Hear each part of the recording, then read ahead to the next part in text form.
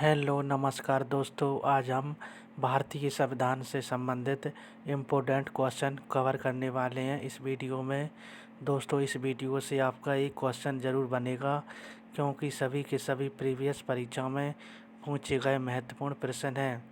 तो चलिए शुरू करते हैं प्रश्न नंबर 1 से। दोस्तों, जिस प्रश्न का आंसर पता हो कमेंट बॉक्स में ज़रूर देना। चलिए, पहला प्रश्न, भारतीय संविधान सभा की संघीय शक्ति समिति के अध्यक्ष कौन थे? आंसर दीजिए दोस्तों कमेंट बॉक्स में। तो संघीय शक्ति समिति के अध्यक्ष थे पंडित जवाहरलाल नेहरू। स्टार लगा लीजिए, महत्वपूर्ण प्रश्न है दोस्तों, सभी परीक्षाओं में रिपीट होता है। अगला प्रश्न, प्रश्न नंबर 2, भारतीय संविधान सभा की प्रारूप समिति के अध्यक्ष कौन थे? सही आंसर होगा डॉक्टर भीमराव अंबेडकर प्रारूप समिति के अध्यक्ष थे।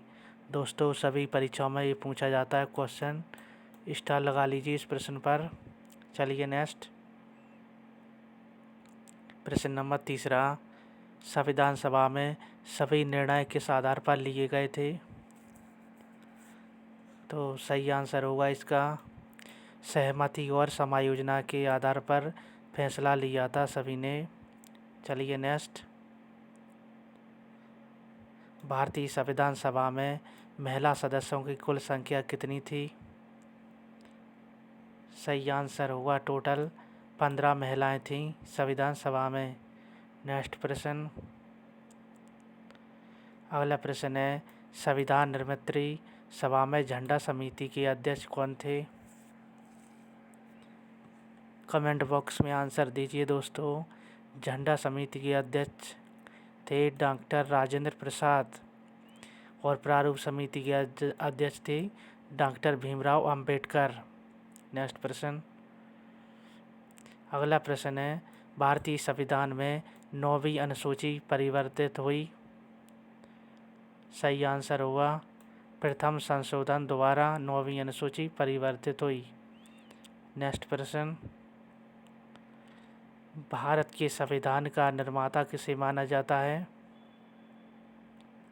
सही आंसर होगा भारत के संविधान का निर्माता माना जाता है डॉक्टर भीमराव अंबेडकर को। नेक्स्ट प्रश्न, संविधान सभा के कितने उपस्थित सदस्यों ने संविधान में हस्ताक्षर किए थे? सही आंसर होगा 284 सदस्यों ने हस्ताक्षर किए थे जब संविधान बन रहा था तब। चलिए नेक्स्ट, संविधान के किस भाग में संविधान संशोधन की प्रक्रिया का उल्लेख है? सही आंसर होगा भाग 20 में। नेक्स्ट प्रश्न, संविधान सभा में उद्देश्य प्रस्ताव किसने प्रस्तुत किया था? तो उद्देश्य प्रस्ताव किया था पंडित जवाहरलाल नेहरू ने।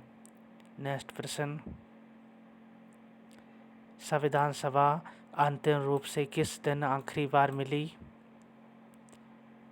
सही आंसर होगा 24 जनवरी 1950 को संविधान सभा को आखिरी बार मिली थी।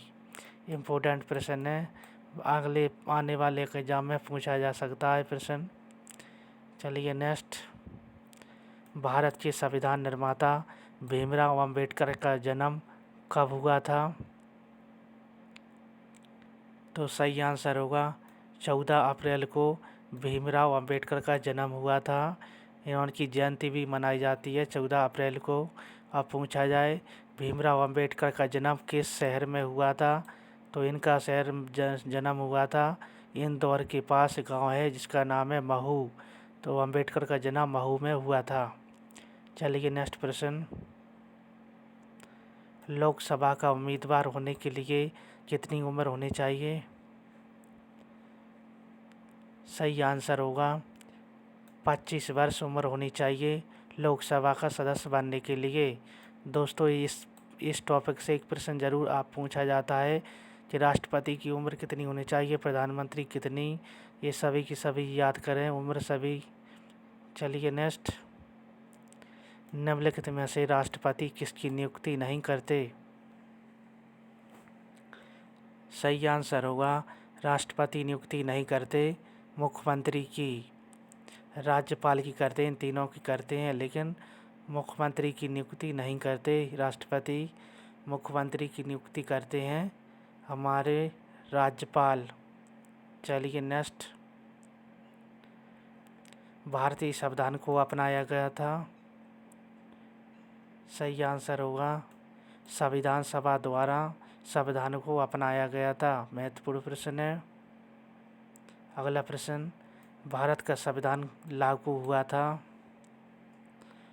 सही आंसर होगा 26 जनवरी 1950 को हमारा संविधान लागू हुआ था। दोस्तों स्टार लगा लीजिए इस प्रश्न पर, हर एग्जाम में रिपीट होता है प्रश्न, परीक्षा की दृष्टि से 200% सही है, इसको रजिस्टर में नोट कर लीजिएगा। चलिए नेक्स्ट, निम्नलिखित में से कौन प्रारूप समिति के सदस्य नहीं थे? तो प्रारूप समिति के सदस्य नहीं थे पंडित जवाहरलाल नेहरू।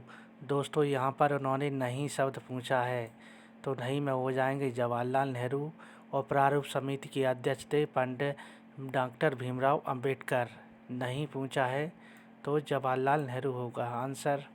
चलिए नेक्स्ट, राष्ट्रपति का रिक्त स्थान भर लिया जाना चाहिए।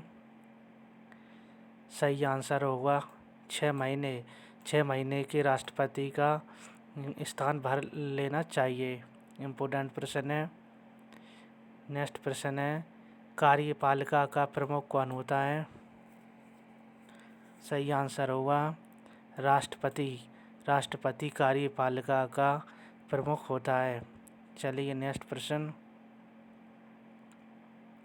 भारत में लोकसभा किसका प्रतिनिधित्व करता है? तो सही आंसर होगा भारतीय जनता पार्टी का। अगला प्रश्न, भारतीय संविधान में नीति निर्देशक तत्व किसके लिए हैं? तो भारतीय संविधान में नीति निर्देशक तत्व हैं सरकार के लिए। चलिए नेक्स्ट प्रश्न, किसी भी राज्य का संवैधानिक प्रधान किसे माना जाता है? तो सही आंसर होगा राज्यपाल को राज्य का प्रधान माना जाता है।